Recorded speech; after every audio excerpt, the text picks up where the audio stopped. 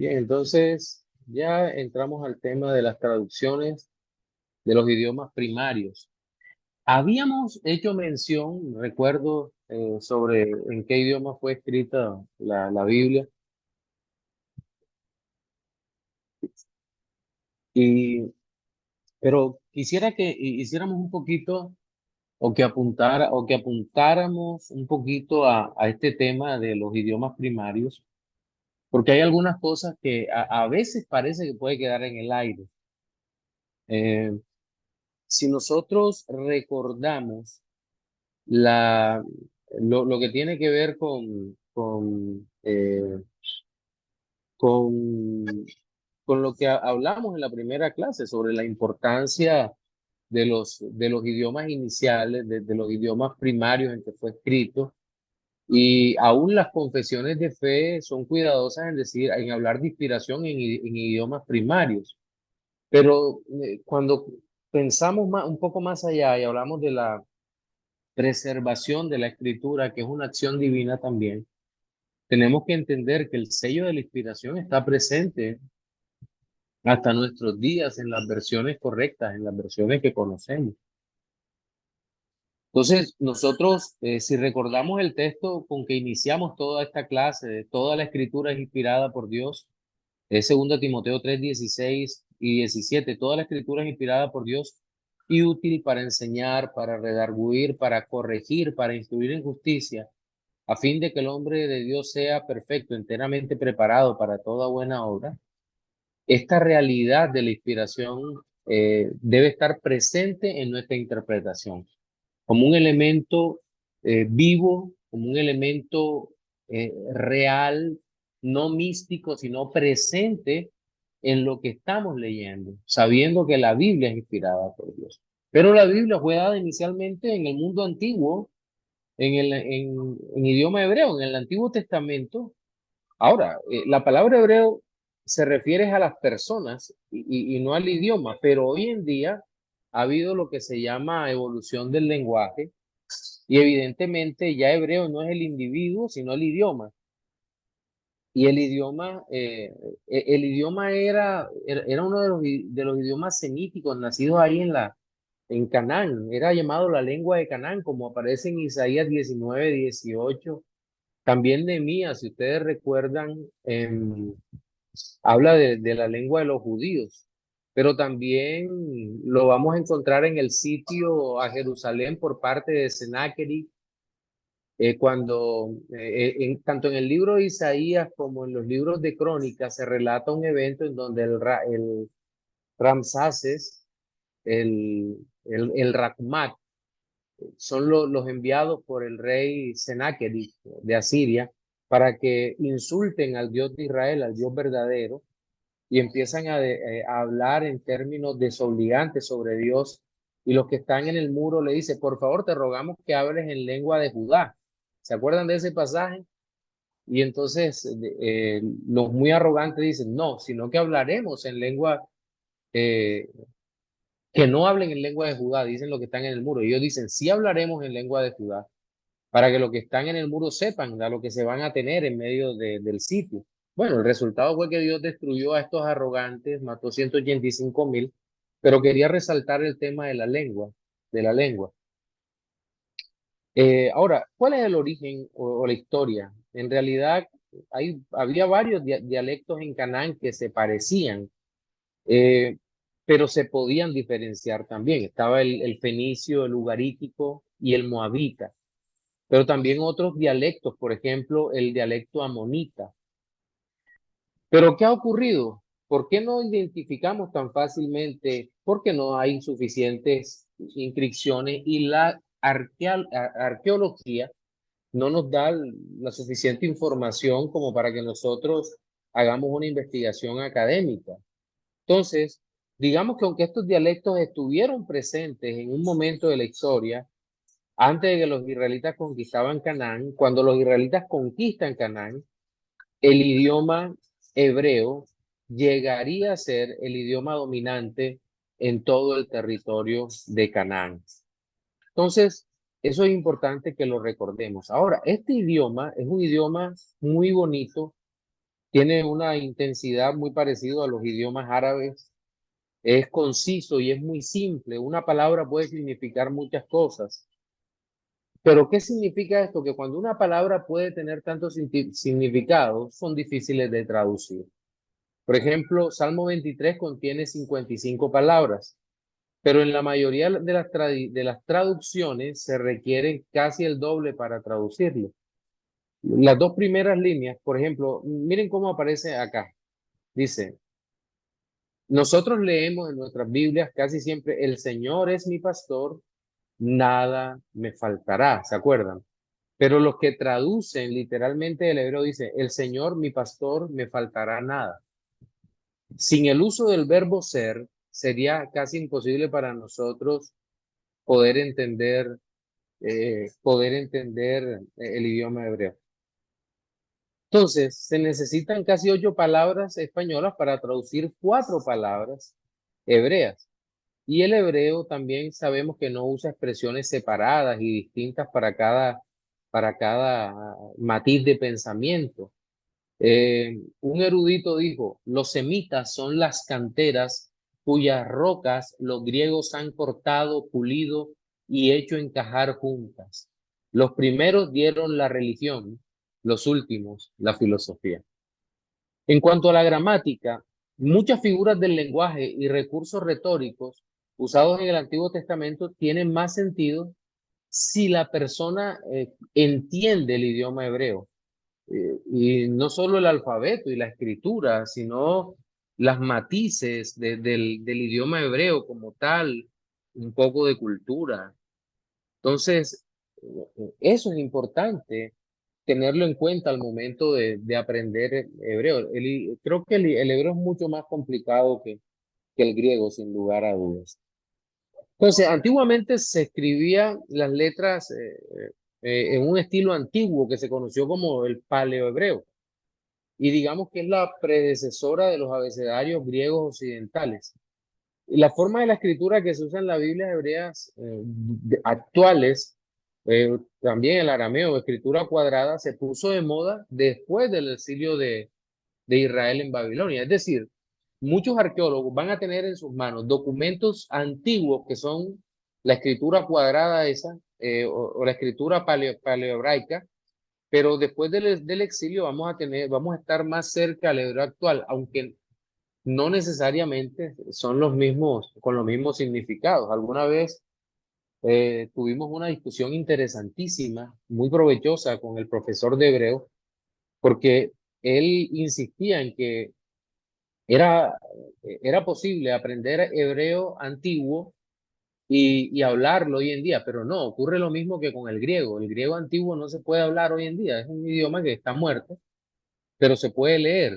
Claro que tanto hebreos como griegos hoy en día pues tendrán un más fácil acceso a estos idiomas. Es como pasa con la Biblia del oso, por ejemplo. Los que tenemos la bendición de tener una Biblia del oso en el español antiguo, es difícil leerla, muy difícil, porque hay matices, letras, conjunciones que nosotros hoy en día no conocemos. Por ejemplo, no hay el uso de la Y para, como conjunción, sino una I latina. La Y no se usaba, o la V en vez de U en el español actual. Entonces, todas esas situaciones nos llevan a, Pastor.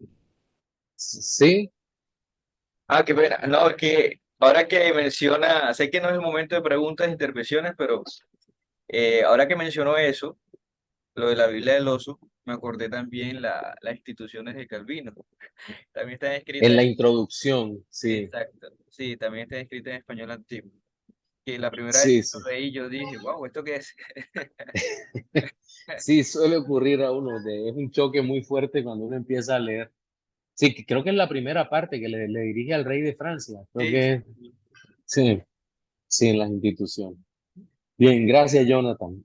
Pues bien, entonces, ya cuando pasamos al siguiente idioma, el idioma arameo, que también se usa en el Antiguo Testamento, son pocas las partes que se habla acerca que se escribieron en arameo.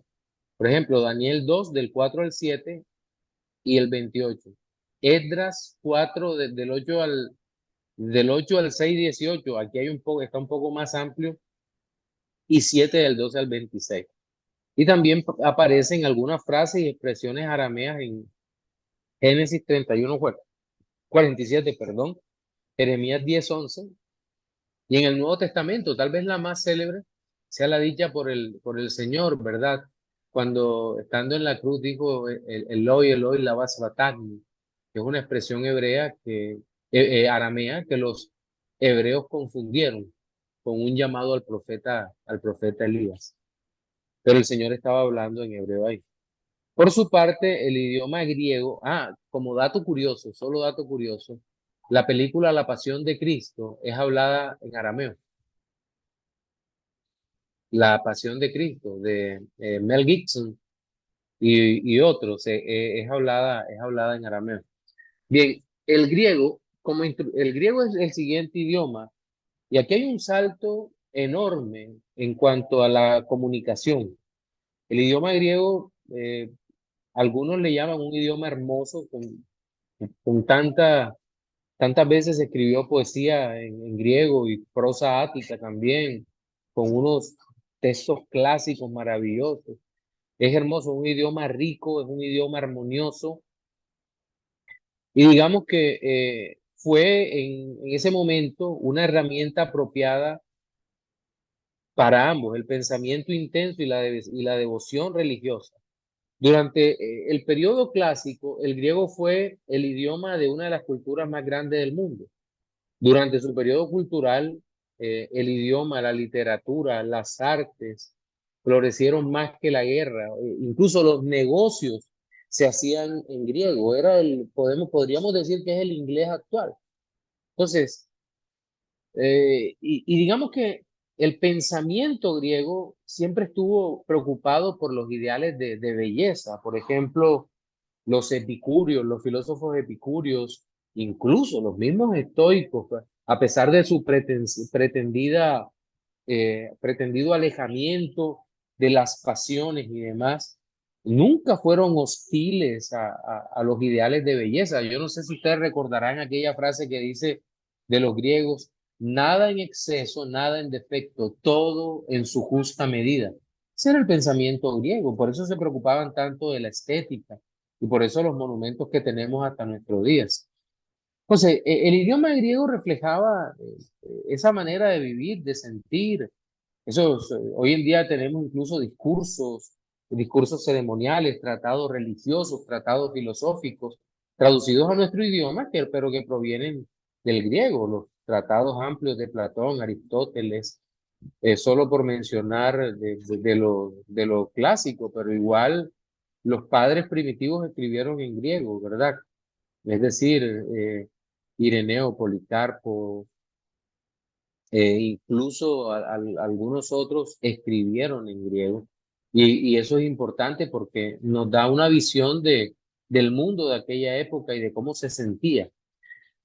Entonces, digamos que el griego era el lenguaje de las discusiones, un vocabulario, estilo que llegaba, que explicaba cada uno de los fenómenos que sucedía, relataba historias, era fácil de representar ideas de una manera clara. Entonces, su sintaxis era compleja, pero permitía arreglos de palabras con finos matices de significado. Luego, dentro del griego, no todo era griego clásico escrito, sino que aparecerá la figura del griego koiné o el dialecto koiné. Alejandro Magno fomentaría no solo la expansión de los macedonios, de los griegos, sino la cultura helénica.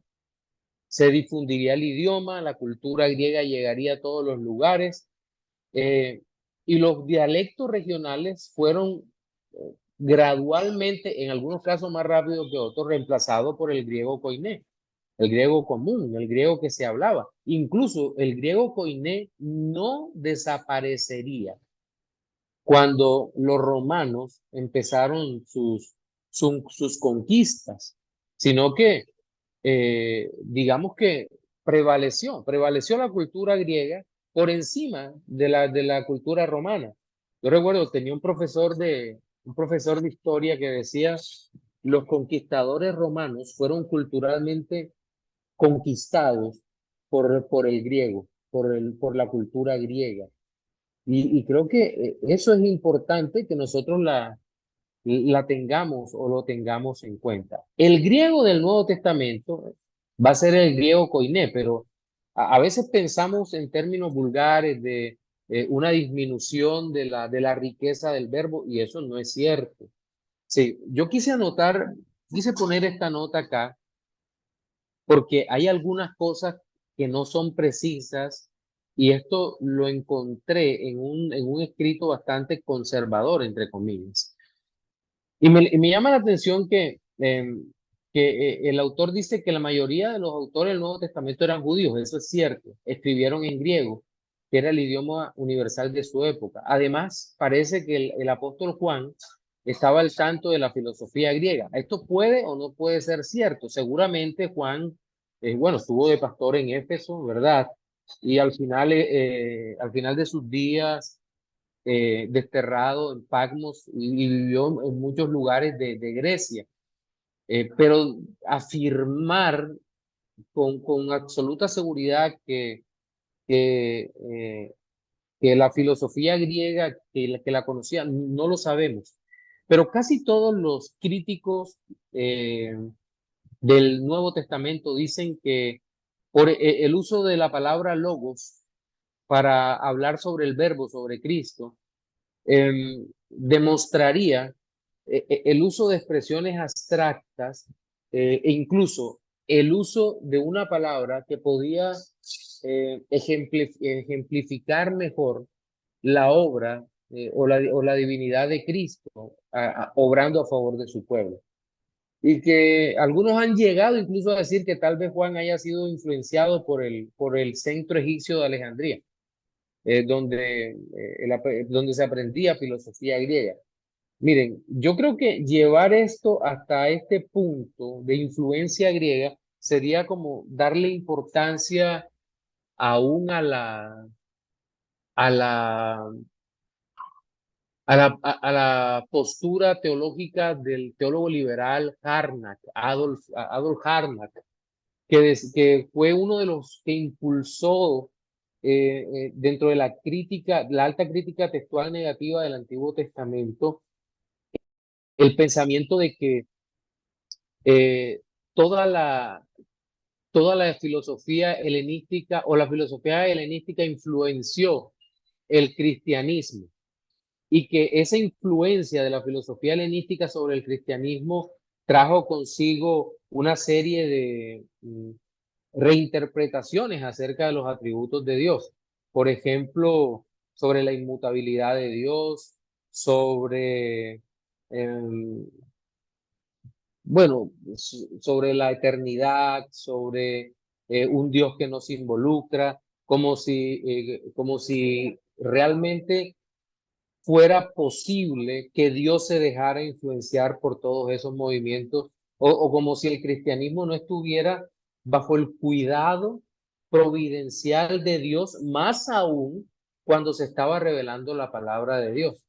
Lo que nosotros sabemos es que la filosofía griega no era de desarrollo uniforme como si la doctrina bíblica, que fue uniforme a causa de la inspiración de Dios en los autores primarios, en los autores primitivos, sino que estamos viendo que en la filosofía griega había seguidores de Platón y posteriormente de Plotino en el platonismo medio, de seguidores de Aristóteles, seguidores de Séneca o de Cicerón y de tantos otros autores, y nosotros tratar de decir o hablar de una influencia griega en el cristianismo, eso suena a herejía, honestamente, desde ese punto de vista. Pienso que no se hace la tarea con juicio de hacer un análisis concienzudo. Eh, Ahora estuve leyendo hace poco el libro de, sobre la impasibilidad de Dios. He adelantado algunas páginas, bueno, uno de tantos, de Paul Gabrielchuk. un autor, parece de origen detrás de la antigua cortina de hierro, y hace un análisis muy serio acerca de la patrística y llega a la conclusión de que no hay uniformidad en la filosofía griega y por lo tanto no podemos hablar de una influencia al cristianismo. Pero bueno, solo quería hablar en esta parte. Ahora, es cierto que el apóstol Pablo tuvo conocimiento de autores griegos, como se ve en Hechos 17:28, primero a los Corintios 15:33 o Tito 1:12. Y que incluso el apóstol Pablo enfrentó a esos filósofos griegos y desde una perspectiva bíblica contradijo y presentó una argumentación desde el cristianismo. No trató de presentar una argumentación griega, sino desde el cristianismo. Y el hecho es que si se usaron expresiones griegas, yo creo que no hay problema si aquellas expresiones griegas eran verdaderas, porque simplemente no se puede ignorar que el Señor en su misericordia, en su gracia, usó en algunas culturas, pues presentó verdades. Entonces, no significa que todo lo que dijo un autor griego, un filósofo, era necesariamente verdad, pero alguna cosa de lo que dijo pudo ser verdad. Entonces, esto es importante que lo tengamos en claro, pero cuidado con la idea, y quise corregirla acá, con la idea de que hubo una influencia terrible de la cultura helénica en el cristianismo, porque eso necesariamente no es cierto. De hecho, los pentecostales unidos utilizan ese argumento para decir que eh, la Trinidad es a causa de la influencia helénica, lo cual no es para nada cierto, porque no hay figuras dentro de las religiones griegas que hablen de una Trinidad como la entendemos los cristianos. Bien, pasemos entonces al tema de las versiones de la Biblia en diferentes idiomas. Entonces, traducir es el proceso de comenzar con algo escrito u oral en un idioma, o un idioma de partida, al cual se conoce como el idioma original, y luego poder presentarlo o expresarlo en otro idioma, al cual vamos a llamar el idioma receptor. Entonces, toda traducción va a tener unas metas y las metas se van a resumir sobre 4 encabezamientos, que son exactitud, idoneidad, neutralidad y formato. ¿Qué entendemos por exactitud? Queremos decir que el contenido que quiso comunicar el autor en el documento original debe ser transmitido de tal manera que el lector de la traducción reciba el mismo mensaje. A eso se refiere ser exacto en la traducción. Pero también habla de la idoneidad y se refiere a expresar ese mensaje en un estilo que refleje la actitud del autor original o la intención del autor original. Pero creo que también cabe hablar aquí de que quien traduce debería tener la idoneidad para traducir, la capacidad. Luego aparece el tema de la naturalidad, que significa que para traducir el lector debe palpar, debe sentir que su idioma ha sido usado como lo usaría él, de una forma que le permita leer entendiendo el significado en lugar de enfrentarse a una cantidad de vocabulario confuso o lo que algunos llaman un rompecabezas gramatical. Entonces, todas las traducciones, incluyendo la traducción de la Biblia, incluyen por lo menos 2 idiomas, por lo menos, ¿verdad? Entonces, por conveniencia, nos referiremos al idioma del documento existente como el idioma original. El idioma original. Muchas veces cuando alguien cita el original dice, pero el original no es el manuscrito original, sino el idioma original. Entonces, el idioma original es el del cual se está traduciendo, el documento que lo recibe es el idioma receptor. Y hay algunos problemas que se presentan entre el idioma de origen y el idioma de recepción. Y eso puede ser por muchas cosas, por muchos factores. Pero pensándolo bien, todos los idiomas tienen un patrón idiomático, ¿verdad? Todos. Eh, Tienen que tener un verbo que refleje la acción, tienen que tener sustantivos que reflejen la persona que realiza la acción, deben tener adjetivos y adverbios que califiquen de forma directa o indirecta las acciones.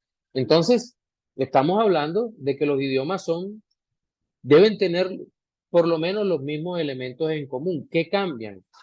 Pues cambia la forma. De pronto para nosotros los verbos pueden estar en ar, ir, pero por ejemplo en inglés no están expresados por las terminaciones, ¿verdad? Sino tal vez por el uso del tú delante de cualquier verbo. Por ejemplo, tener va a ser to have o el ser o estar va a ser el verbo to be, ¿cierto? O el sentir va a ser to feel. En fin, pero de allí va a tener otras derivaciones. La construcción es distinta, pero la función es la misma. La función es la misma. Un verbo puede estar como auxiliar. En algunos idiomas hay casos, como en el hebreo hay casos, o en algunos casos del griego, pero en otros idiomas no. ¿Pero eso qué es? No, lo que hay es que tener buena memoria en los idiomas. Bien, entonces cuando hablamos de esos problemas y las traducciones y la importancia de uno y otro, inmediatamente tenemos que hablar de la Septuaginta. ¿Por qué hacemos mención de la Septuaginta? Porque la Septuaginta fue mandada a traducir, ya de esto habíamos hablado bastante, pero digamos que sería un puente no solo idiomático, sino un puente entre costumbres y tradiciones que van desde el pensamiento hebreo hacia el pensamiento griego. Hay una mejor comprensión de la cultura y la religión hebrea a partir del griego, y el griego en toda su riqueza permitiría entender de una mejor forma eh, el pensamiento judío o el pensamiento griego. Entonces, de hecho, y aquí sí es una realidad que el idioma, estoy hablando del idioma, el idioma griego iba a influir en algunos aspectos al idioma hebreo. La terminología hebrea iba a cambiar. Bien. ¿A causa de qué? Pues a causa de, de esta influencia, de esta cultura tan rica. Hizo daño en algunos momentos, como en el periodo intertestamentario, bueno, en una parte del periodo intertestamentario, cuando se trató de imponer la cultura hebrea, cultura griega a los hebreos. Entonces, allí podemos encontrar algunos problemas. Ahora, aquí hay una expresión que me llamó la atención. Dice, ninguna traducción puede reemplazar a los idiomas originales de la Biblia en su importancia para transmitir y perpetuar la revelación divina. Entonces hay una recomendación que hace el autor, dice, deberíamos aprender estos idiomas, no simplemente desde afuera, sino la gramática, en fin. Pero si nosotros hacemos cuidado, hacemos reflexión sobre esta parte, tenemos que entender que eso no significa que nuestras versiones actuales en los idiomas de uso común en nuestro tiempo no sean confiables. Creer eso es una falacia que promueve la falibilidad de las escrituras. Yo recuerdo hace algunos años tuve el infortunio, llamémoslo así, de estudiar con un varón que venía desde los testigos de Jehová. Él supuestamente se había convertido eh, en un cristiano serio, pero estando allá, ya aquí supuestamente en la fe, este hombre empezó a leer bastantes autores de críticos negativos, críticos altos, y recuerdo que aquel hombre nos decía que si queríamos tener una comprensión viva, seria, acerca de la fe cristiana, era necesario que aprendiéramos idiomas bíblicos.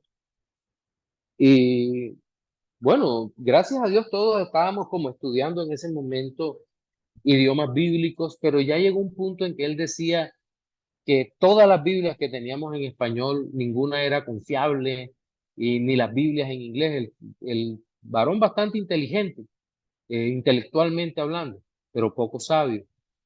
Entonces, digamos que eso nos obligó a estudiar, y como veremos a continuación, el, el tema de la traducción es un tema hermoso, donde desde los primeros traductores se esforzaron para que pudiéramos tener en nuestros idiomas la Biblia, porque si no estaba en nuestros idiomas, hubiese sido muy difícil para nosotros y para el cristiano de a pie que no va a hacer un seminario, inclusive que intelectualmente no va a poder comprender las lenguas bíblicas.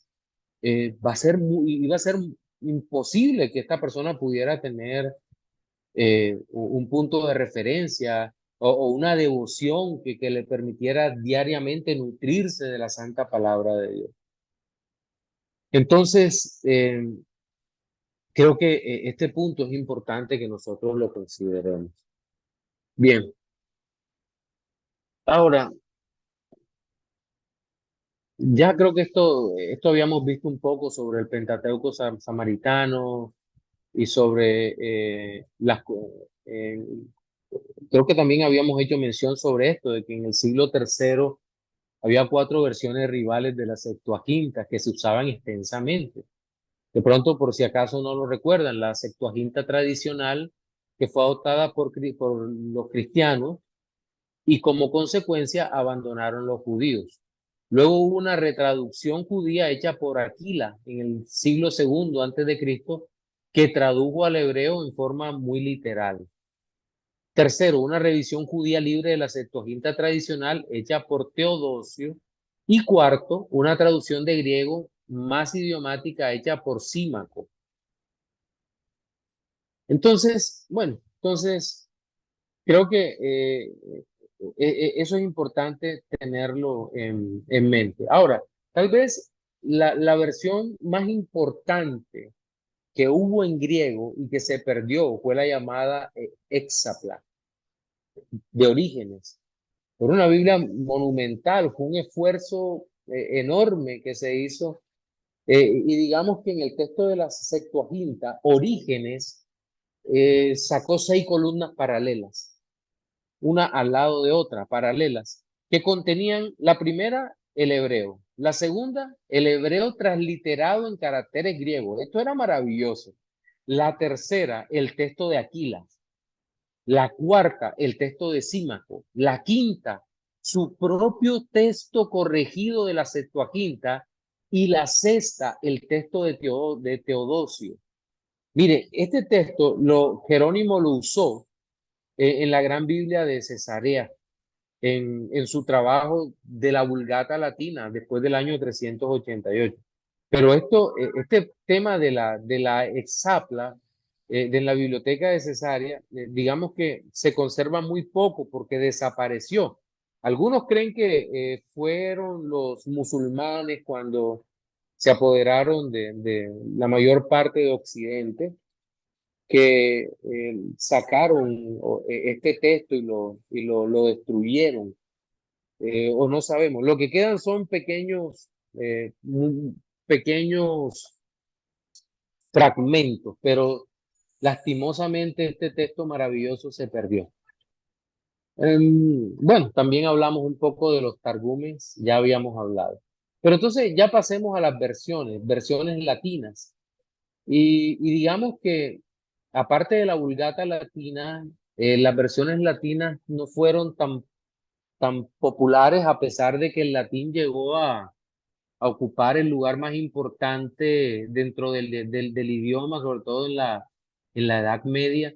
¿Se acuerdan que casi toda la Edad Antigua, el idioma culto, el idioma usado por los eruditos era el griego? Pero luego el griego cae un poco en desuso y los grandes eruditos van a publicar sus obras en latín. No obstante, aparte de la Vulgata y de la Biblia latina antigua, nosotros no vamos a encontrar grandes Biblias eh, latinas. Sí, van a haber otras dos o tres versiones importantes, pero no vamos a encontrar la cantidad de versiones en griego o en hebreo que ya antes habíamos tenido. Entonces, creo que hasta aquí esta parte va bien.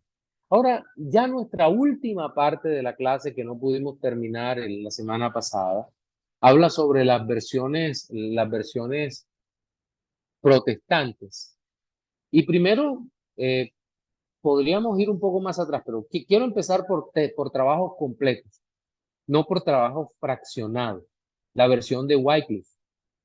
John Wycliffe, tal vez el teólogo más eminente de Oxford en su época y digamos que fueron los primeros en traducir la Biblia completa, pero desde el latín al inglés. No en vano, Wycliffe fue llamado el lucero del alba de la Reforma. Este hombre cuestionó la autoridad del Papa, criticó la venta de indulgencias, eh, negó la realidad de la transubstanciación y digamos que murió antes de que pudiera ser juzgado. Y si usted recuerda la historia, Wycliffe fue condenado post-mortem y el Papa en su momento ordenó que su cadáver fuese sacado, incinerado y arrojado al río. El odio de esta gente no tenía, no tenía límites, pero bueno, el Señor lo guardó del dolor. Otra traducción importante, voy a simplemente a presentar un resumen. Ahora les doy espacio a ustedes para sus notas. ¿Se acuerdan que hablamos de que ustedes iban a buscar también algunas notas actualizadas? Bueno, William Tyndale ya es de la época del Renacimiento, 1515, también de la Universidad de Oxford. Y este hombre, a los 30 años de edad, ya era un erudito que había comprometido toda su vida a la traducción de la Biblia, de los idiomas originales. A diferencia de Wycliffe, Tyndale lo haría desde los idiomas originales, no desde el latín, es decir, hebreo, arameo y griego. Y digamos que también Tyndale moriría. Bueno, Tyndale moriría por persecución. Perdón.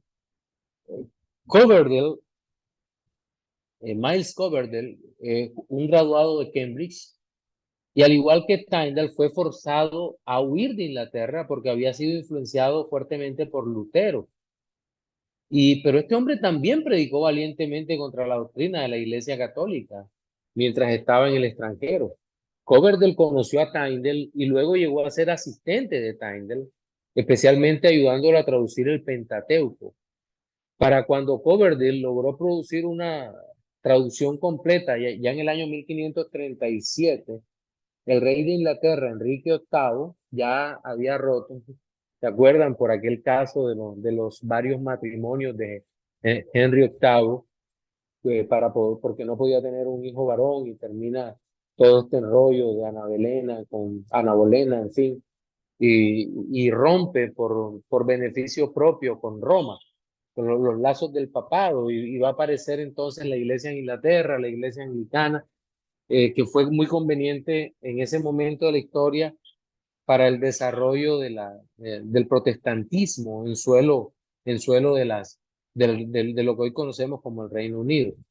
Aparecería la versión de Thomas Matthew también y la Gran Biblia, en el mismo año en que la Biblia de Coverdale recibe la aprobación del rey, en 1537. Se va a publicar otra Biblia en Inglaterra y esta obra fue de este Thomas Matthew, un seudónimo para John Rogers, ya más conocido, ¿verdad? Entre 1500 y 1555. Era amigo de Tyndale. Luego aparece en Europa también la Biblia de Ginebra y la Biblia del Obispo. Pero fue hecha también por los exiliados ingleses que vivieron en Ginebra. ellos elegirían a William Whittingham para que hiciera una traducción del Nuevo Testamento. Él usó la traducción latina de Teodoro de Beza y consultó al griego, consultó a la lengua griega. Disculpen, me corrijo acá.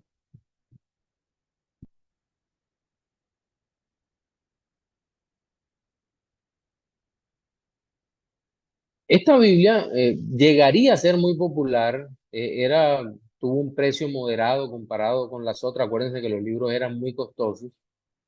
Y el prefacio de esta Biblia y sus muchas anotaciones fueron afectados por una fuerte influencia evangélica, así como las enseñanzas del mismo Juan Calvino.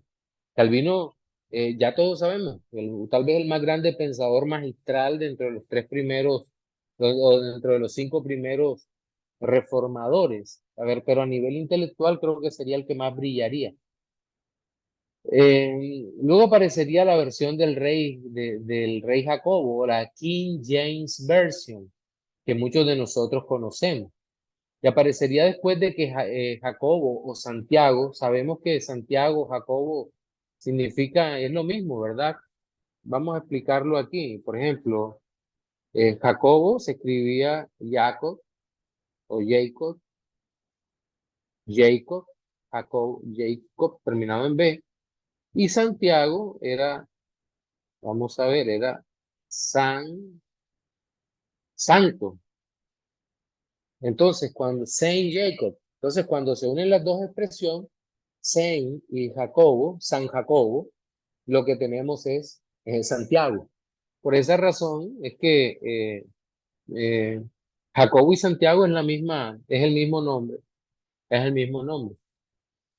Entonces,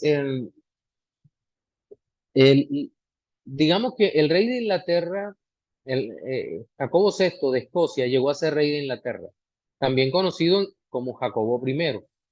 Y él iba a insistir en que se reunieran los pastores, los clérigos de los diferentes sectores puritanos y anglicanos, es decir, conformistas y no conformistas, y que se reunieran con la esperanza de que las diferencias teológicas pudieran ser reconciliadas. Obviamente eso no se logró. No obstante, durante la reunión, uno de los líderes puritanos, que fue John Reynolds, presidente del Corpus Christi College de Oxford, le pidió al rey que autorizara una nueva traducción, porque quería ver una traducción más exacta que las anteriores. El rey Jacobo accede a esa idea y porque la Biblia del obispo no había tenido éxito y porque él consideraba que las notas de la Biblia de Ginebra eran sediciosas. Se hace esta Biblia y llevaría el nombre del rey Jacobo, King James Version. Aparece luego la Biblia alfonsina. Bueno, antes, fue publicada en 1280.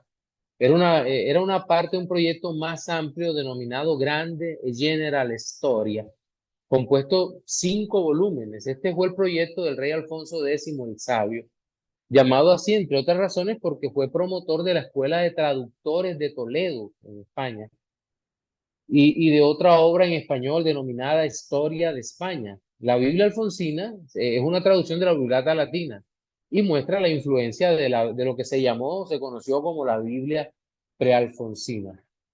Luego aparece la Biblia Alfonso V de Aragón, que también sería gobernante de algunas partes de Italia. Por ejemplo, sobre todo al sur y en las islas, en Nápoles, Sicilia, en Cerdeña. eh, y, y digamos que este rey patrocinó algunos proyectos que él consideró culturales, no religiosos, entre los cuales estaba la traducción del Antiguo Testamento al español, excepto el libro de Eclesiastés.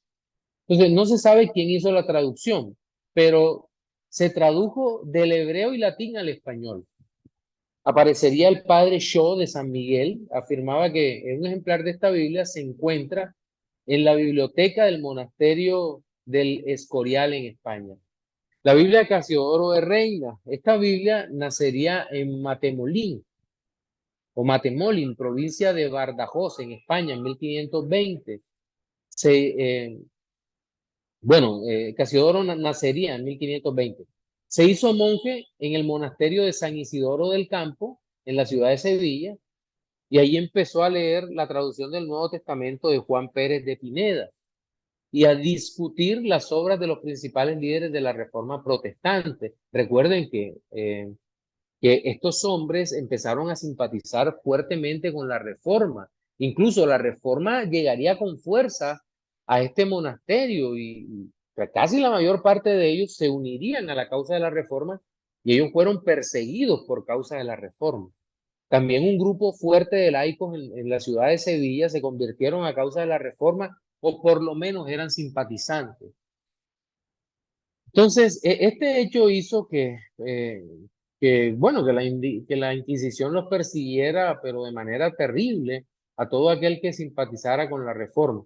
Y esto obligaría a Casiodoro de Reina y a otros muchos monjes con él a huir a Ginebra, Suiza, en el año 1557.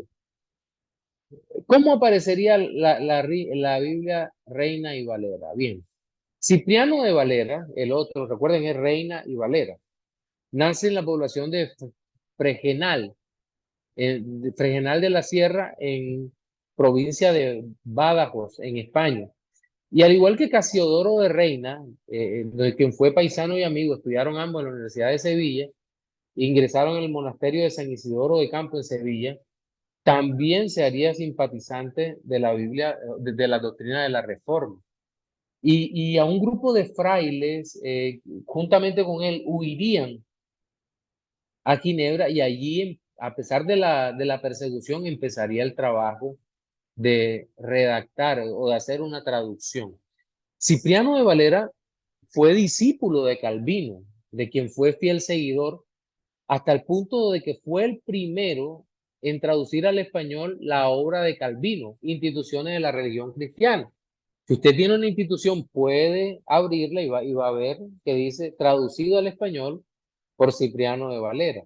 Posteriormente se radicaría en Inglaterra, donde fue profesor de las universidades de Oxford y Cambridge, y probablemente murió en Londres en 1602, porque en España el catolicismo fue muy agresivo hasta la muerte con los protestantes, como en Francia, que también fue muy difícil mantener el protestantismo. Digamos que Cipriano de Valera publicó 2 años después de la muerte de Casiodoro de Reina una revisión del Nuevo Testamento y luego en 1602 la Biblia completa. Esta última sería llamada la Biblia del Cántaro, porque en la portada había un hombre con un cántaro en la mano regando una planta y la frase de Pablo en 1 Corintios 3:6, ¿se acuerdan? Yo planté, Apolo regó. Para entender en qué consistió la revisión, debemos mencionar que la traducción de Casiodoro de Reina tenía como propósito ser una Biblia hablada en lengua castellana para que pudiera ser leída por miembros de todas las tendencias de la Reforma Protestante, pero que también la leyera el catolicismo romano. Esa era la idea para que se convirtieran. Entonces, por eso es tan importante ese trabajo que hicieron estos hombres, Cipriano, Casiodoro de Reina y Cipriano de Valera. Entonces, toda esta Biblia es lo que hoy tenemos como las revisiones de Reina y Valera de 1960. Hay algunas que se van a apartar de la línea, como la de 1970 y algo, no recuerdo bien, de pronto ustedes tendrán ese dato, y la de 1995, que no son tal vez lo que uno esperaba. Luego han venido otras traducciones, una que viene con un lenguaje, es Reina Valera, pero viene en lenguaje contemporáneo, hecha hecha en 2015, si no me equivoco. Estoy acudiendo a la memoria. Y recientemente la SBT, Sociedades Bíblicas Trinitarias, han sacado un trabajo buenísimo, interesante sobre Reina Valera. Creo que la base de Reina Valera 1909, con revisión 1960. Y es un trabajo que a las claras es simplemente maravilloso, es excelente. Lo que no me gusta de pronto es la guerra editorial con esta Biblia de las Américas. La Biblia de las Américas, y hoy en día hay una nueva Biblia de las Américas que tiene unas correcciones interesantes. La Biblia de las Américas fue hecha por Fundación Lockman de California, de los Estados Unidos.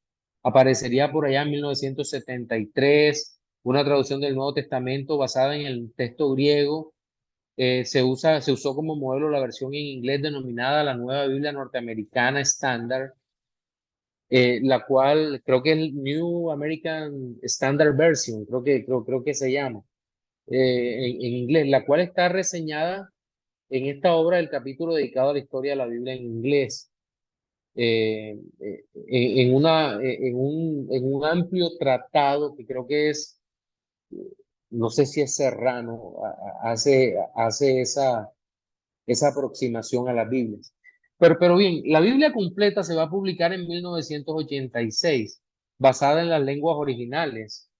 Ya, es decir, ya no sería la versión inglesa, sino en las lenguas originales. Y luego se adaptaría para la versión de la Biblia en español latinoamericano. Pero no confundan la Biblia de las Américas con una versión católico-romana traducida por liberales llamadas la Biblia para Latinoamérica, porque no habría justicia. Eh, bueno, esta se publicaría en 2005 con el nombre Nueva Biblia de los Hispanos. Aparece también la Nueva Biblia Española, editorial Cristiandad de Madrid. Disculpen, editorial eh, Cristiandad de Madrid. En 1975 sería publicada, basada ya por entero también en las lenguas originales, hebreo, arameo, griego.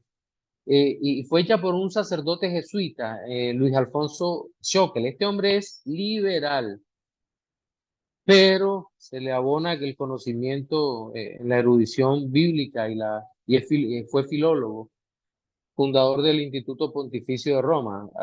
Hay algunos textos de él que para nada los recomendamos. Luego aparece la NBI, la nueva versión internacional en 1999.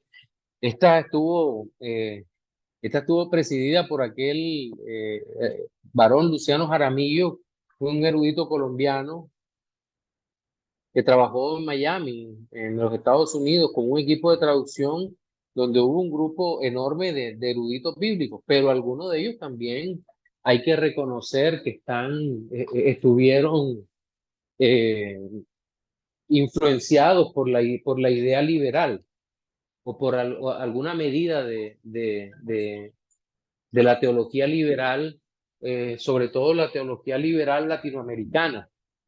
Y digamos que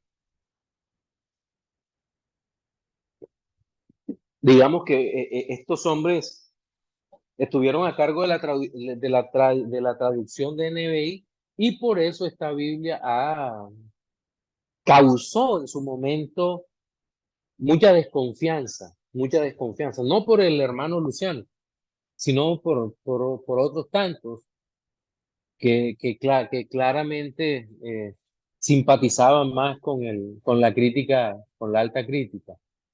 Y bueno, hay unas traducciones en lenguaje actual, la Sociedad Bíblicas Unidas publicaron, es una versión interesante, pero no es de equivalencia formal, sino un poco más dinámica, entonces se toman algunas libertades. Eso no significa que hayan traicionado a la traducción, pero digamos que es una Biblia que no es textual. Y por último, bueno, dentro de este ejemplo encontramos la Peshita, que también causó un revuelo cuando apareció en 2006 de editorial Brockman y Holman en español. Fue una traducción realizada por el Instituto Cultural, es decir, no tuvo como intención inicial una versión religiosa o cercana a nuestra fe, sino que fue un instituto cultural, Aleph Tau en México, eh, y no se ofrece información sobre los manuscritos específicos. La verdad sea dicha, no aparecen allí, no están en esta Biblia. Quiero dejar de compartir pantalla un momento y nuevamente y entrar a otra página acá, a una página en internet para que ustedes vean más o menos alguna de las Biblias que tenemos en español. Este portal, creo que todos lo conocen, es Bible Gateway o Portal Biblia, pero tiene una cantidad de Biblias en español bien interesantes, solo por hablar de en español. Miren, tiene Biblia de las Américas, Biblia del Jubileo, algunas ni siquiera sé cómo se produjeron. Dios habla hoy, la nueva Biblia de las Américas, de la cual hemos hablado, la nueva Biblia viva, la nueva traducción viviente, que es una versión, como una paráfrasis más que todo, perdón. La nueva traducción viviente, segundito. La NBI, la nueva versión internacional Castilian, que no sé en qué se diferencia de la otra NBI. La palabra de Dios para todos, la palabra España, Biblia de la palabra Hispanoamérica, Biblia de la palabra Hispanoamérica, la Biblia actualizada de Reina Valera 2015, la Reina Valera contemporánea, la 1960, la Reina Valera revisada, la 95, la antigua, la Spanish Blue Read and Gold Letter, es algo así como español, letra roja y letra oro y roja, azul y roja y oro, en carta, edición SRB, BRG, la traducción en lenguaje actual, en fin, y faltarían muchas otras, y solo por mencionar en español, pero miren, por ejemplo, en inglés cuántas versiones encontramos.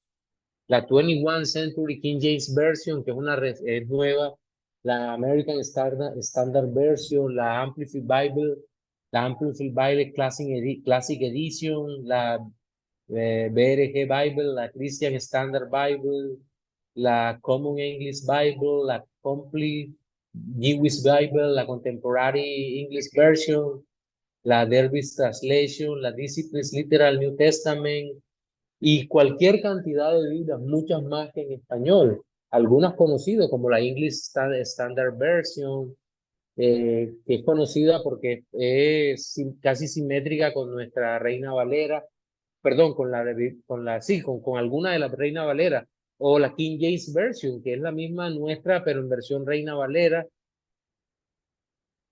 en fin, o la New American Standard Bible, que creería que corresponde con la Nueva Biblia de las Américas. Entonces, aquí vamos encontrando varias versiones que son importantes que las tengamos en mente. Entonces, mis hermanos, ahora sí, pues les doy el espacio para que compartan algunas inquietudes o lo que han investigado, pues lo puedan compartir de manera breve, porque ya estamos justamente terminando nuestra clase el día de hoy. Les queda el examen pendiente que lo dejaré con el hermano Jonathan. Reinaldo, adelante, hermano mío. Hola, pastor. En cuanto a por lo menos la cuestión del idioma original, ¿qué es lo importante para saber por lo menos del hebreo? Y allí relacionarlo con nuestro idioma. Es decir, usted ya ha dicho ya antes de que por lo menos, y también le creo, de que no es necesario por lo menos conocer todo el idioma hebreo o aún el griego, pero me imagino que sí habrá ciertas cosillas, ciertas cosas que tenemos que tener en cuenta, ¿no? Pero entonces, Sí. ¿qué sería lo importante saber allí? ¿Y qué es lo que sí por lo menos podemos usar de nuestro propio idioma? Bien, pienso que al igual que con el griego, es importante conocer por lo menos los caracteres, las letras, para poder buscar en un léxico, sea hebreo o sea griego. Y a partir de allí, como poder hacer una búsqueda adecuada de las palabras en herramientas que permitan de muchas maneras tener una mejor comprensión etimológica. Eso por una parte.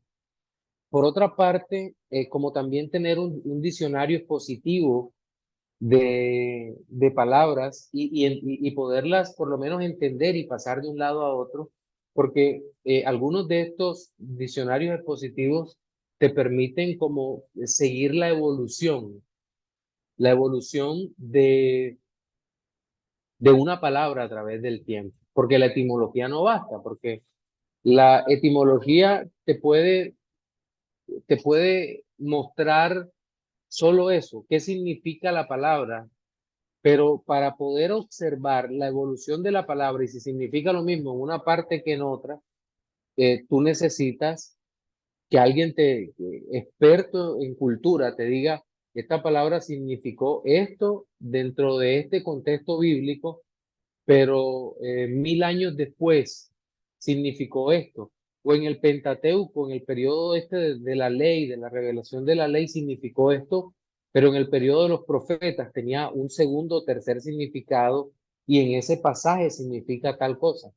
Entonces, digamos que en ese sentido es importante para tratar de no equivocarse. Algunos han llevado esto más lejos y han hablado de visiones del idioma de macro y microsintaxis para poder comprender la expresión dentro de su uso común. Y ponían un ejemplo interesante. Decía, el sentido común de una expresión idiomática actual como se le corrió la teja, para, para el lector que lea un diario dentro de 200 años o 300 años, si no ha venido el Señor, dirá, se cayó o se rodó la teja de la casa donde él vivía. Pero si eso realmente no significa eso, sino que corrió la teja, significa que se volvió loco, será muy poco probable que el lector pueda identificar de qué se trata. Tendría que ser un muy buen observador del contexto y el idioma tendría que ayudar mucho. Por ejemplo, la expresión se le corrió la teja a tal persona tendría que estar entre comillas y que se entendiera que era una burla.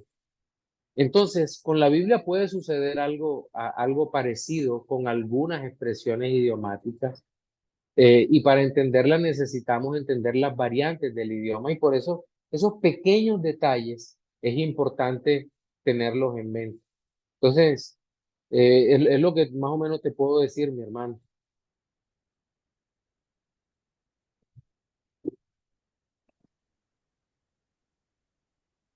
Ok, Rey. Gaspa, mi hermano, Gracias, pastor. adelante. Con Y buenas gusto. noches a todos.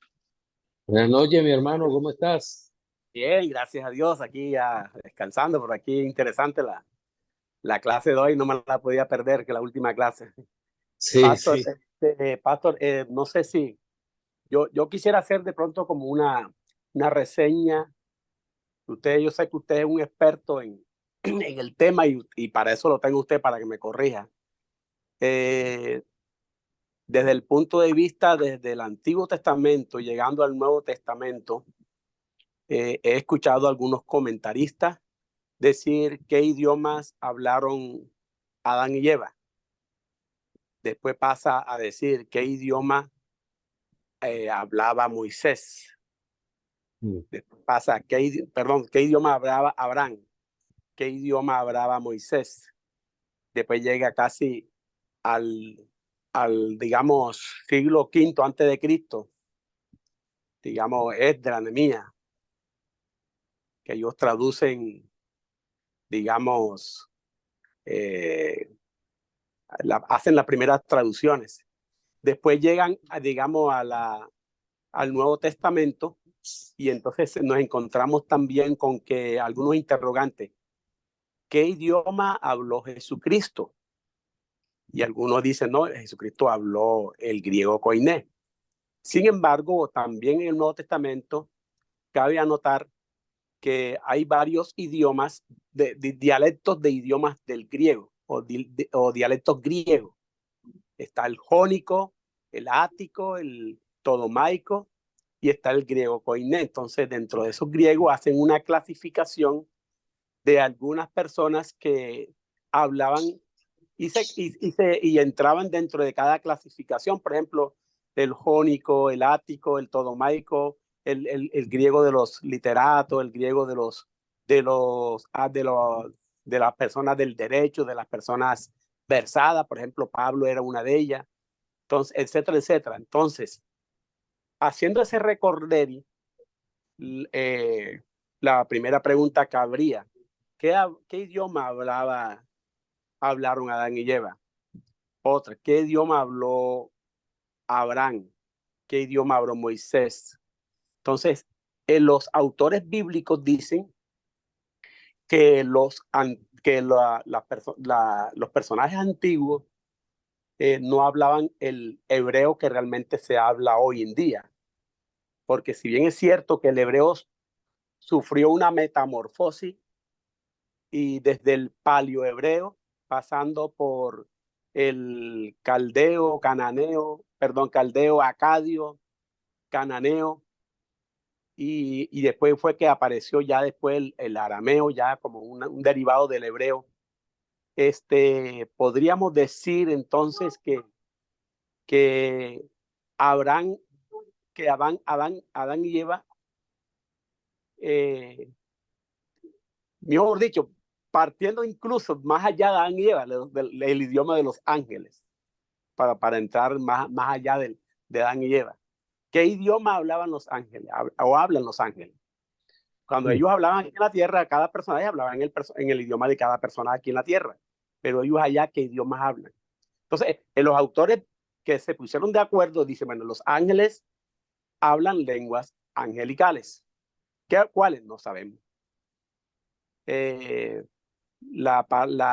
Abraham, pues Abraham hablaba lo que era el caldeo, el idioma caldeo. Cuando Abraham creo que llega a Egipto, ¿verdad? Llega a Egipto y se encuentra con un idioma que es el acadio. Después llegan, digamos, a Canaán, ¿verdad? Donde los hebreos son llamados por primera vez hebreos. ¿Te acuerdas? El impostor, Por Eber, sí, exacto. Hebreín, el que traspasó. Eber. Exactamente.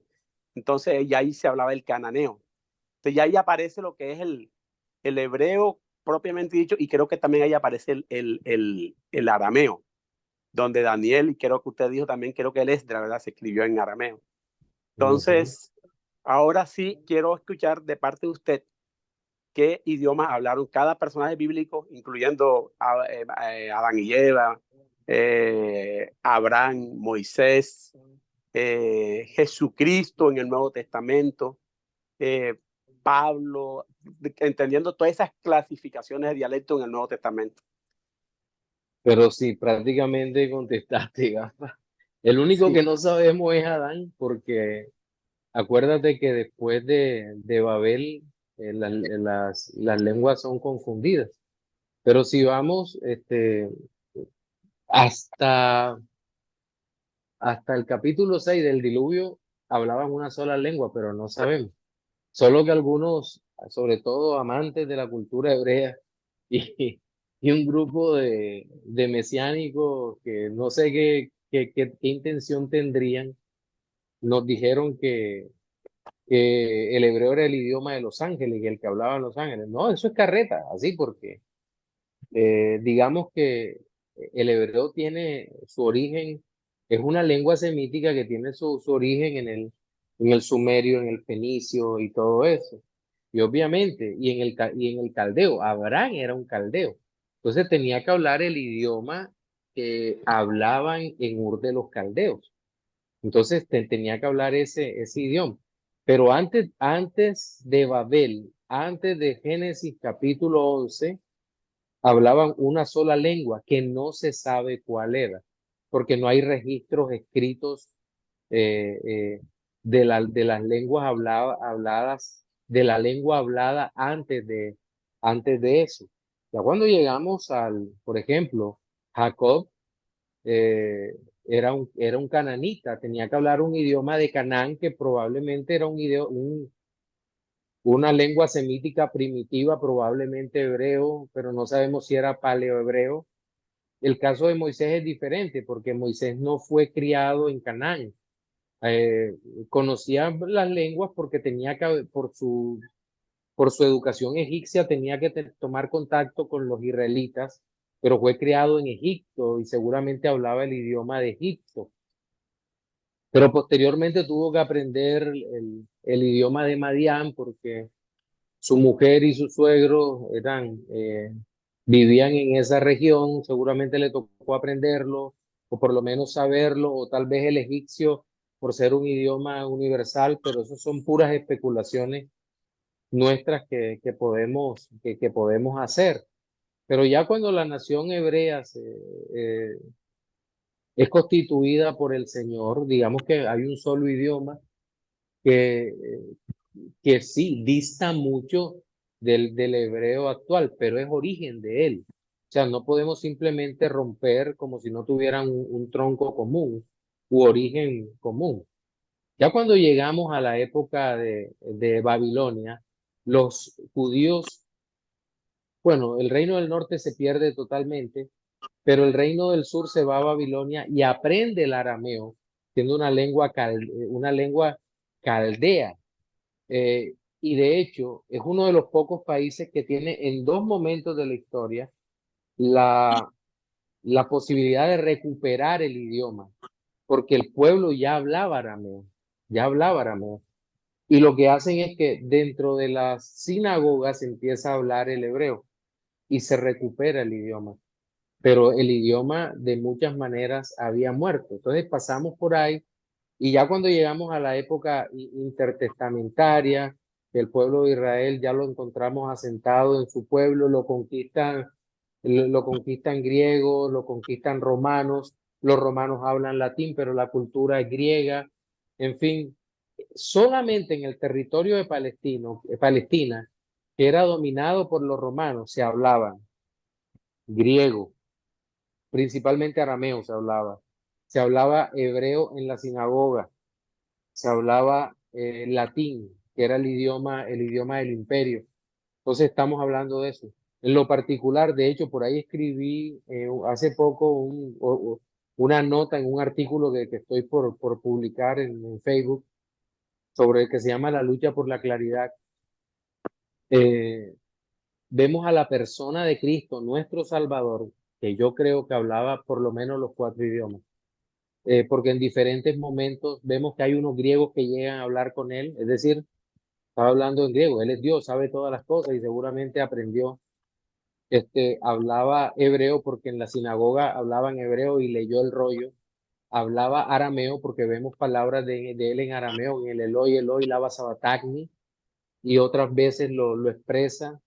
Y seguramente hablaba latín porque se acercó a Pilato, bueno, tuvo que hablar con Pilato y con los que estaban delante de él. Y como ya todos sabemos el tema de Pablo y los apóstoles, que Pablo era muy culto y se dice que hablaba más de 10 dialectos. Pero ¿cuáles? Pues los básicos, ¿no? Lo que hemos mencionado ahora y con bastante facilidad. Y aparte del milagro de las lenguas, los apóstoles quedaron permanentemente dotados con la capacidad de hablar en aquellos idiomas que les fue dado hablar. Entonces, creo que aquí lo que encontramos es que el Señor no dejó ningún detalle suelto al azar o algún detalle que nosotros pudiéramos entrar a considerar que hubiese una falla en algo, sino que lo que vemos es que el Señor mostró el Evangelio como Él quiso, en los idiomas escogidos por Él y de manera perfecta así ha llegado hasta nuestros días. Listo, Pastor. Sí, quise hacer esta retrospectiva histórica para estar seguro y estar confiado en lo que ya había leído. Para eso, usted me ha confirmado que sí es cierto, entonces que coincide toda la literatura que yo leí. Ok, mi hermano, un abrazo. Igualmente. ¿Alguien más? ¿Alguien más? Bien, entonces vamos a orar.